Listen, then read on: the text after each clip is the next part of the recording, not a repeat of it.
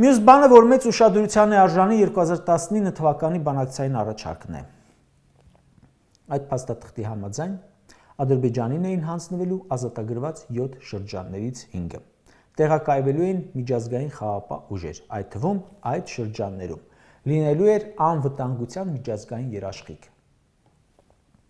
Արցախը Հայաստանի հետ կապող միջանցքեր լինելու։ Արցախում իշխանությունը շարունակելու էր գործել այնպես, ինչպես գործում էր։ Արցախի բնակչությունը հանրաքվեի միջոցով որոշելու էր Լեռնային Ղարաբաղի վերջնական կարգավիճակը։ Այս փաստաթուղթն է եղել։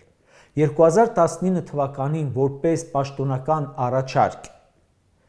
եղել է այդ փաստաթուղթը։ Ինչ է արել Փաշինյանը։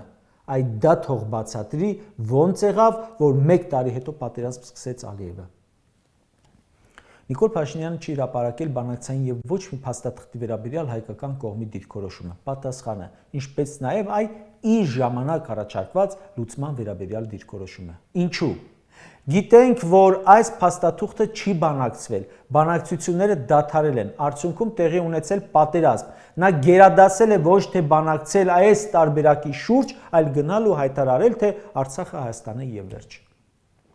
Իսկ ով կամ ինչն է նրան դրդել չբանակցել։ Ինչու է որոշել, որ պատերազմը ավելի լավ է, քան սա։